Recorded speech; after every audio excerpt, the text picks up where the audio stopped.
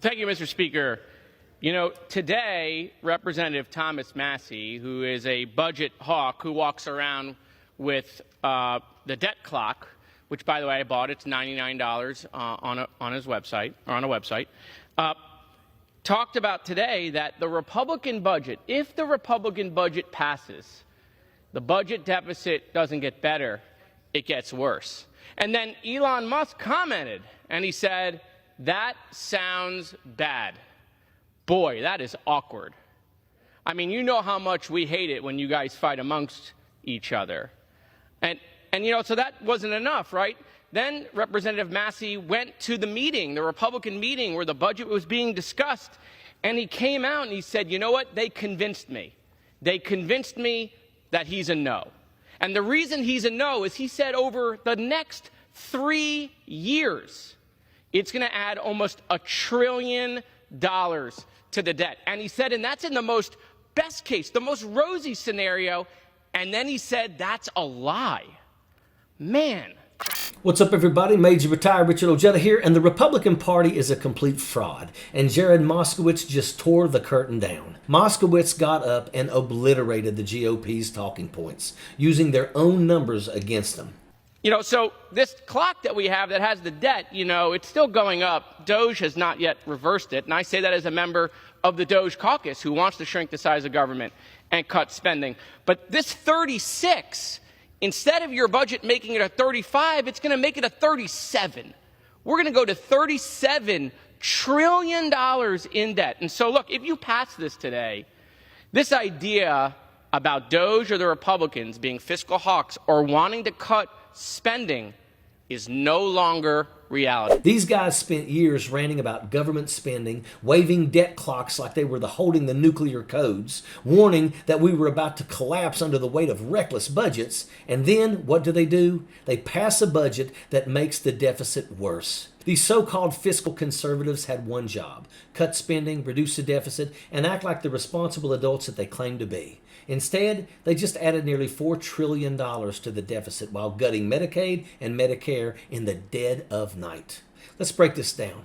Mike Johnson, the weak excuse for a speaker, pulled the oldest trick in the book. He told Congress to go home, assured them, no votes tonight, folks. And then, when nobody was watching, boom, the Republicans passed their budget. A budget that doesn't actually cut spending, but somehow sends the deficit skyrocketing. And who's getting hit the hardest? Not the billionaires, not the defense contractors, not the corporate executives raking in government subsidies. No.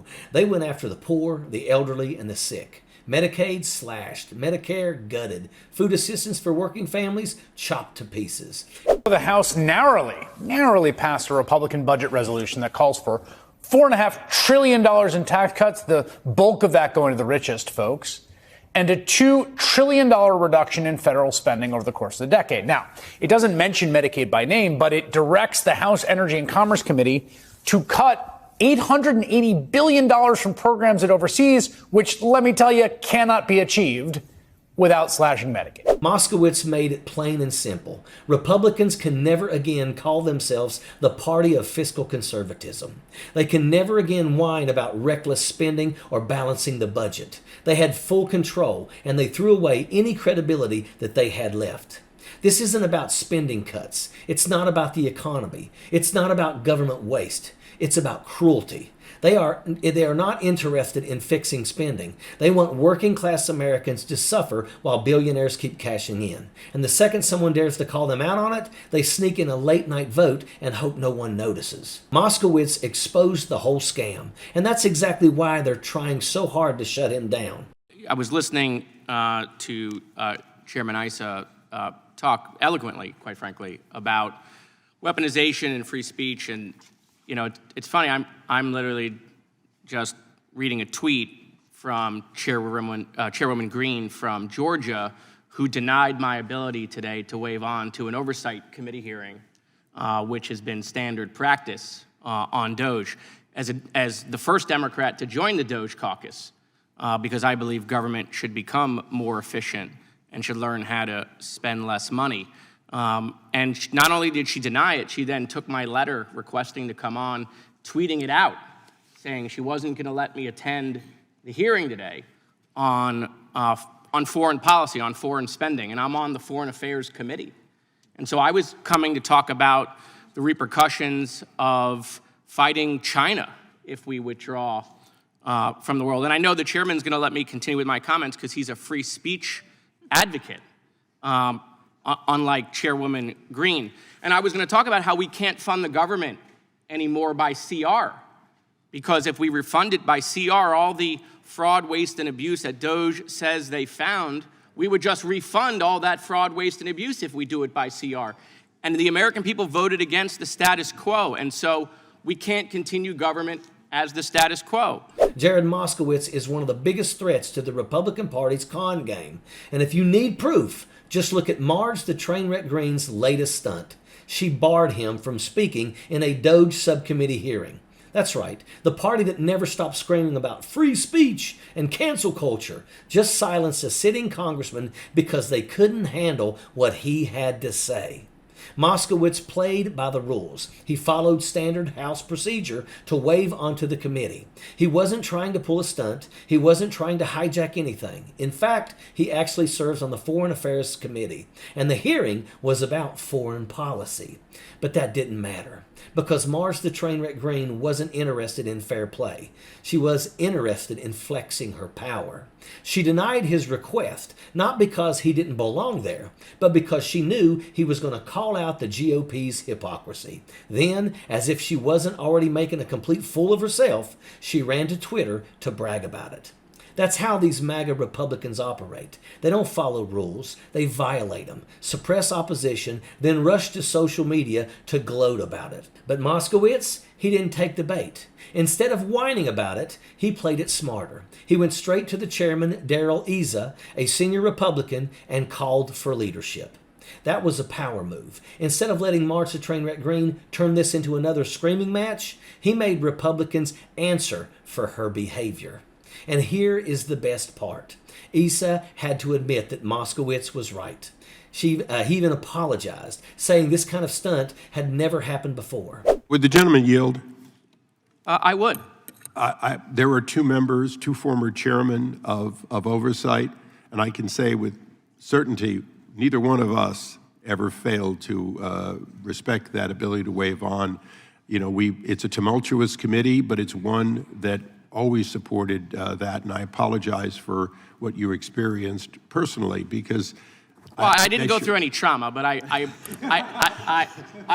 appreciate it. I mean, look, I have no doubt that, you know, maybe Chairman Comer ran into her office and was like, "Don't put Moskowitz on." But at the end of the day, I bring it up here because I'm asking you to talk to your colleagues. I don't think any members want a tradition where a committee allows. This committee doesn't allow waivers, right? But where a committee does allow waivers, we should continue that tradition. Moskowitz didn't just make her look weak. He exposed the entire MAGA playbook. They claim to be defenders of free speech, but shut down anyone who challenges them.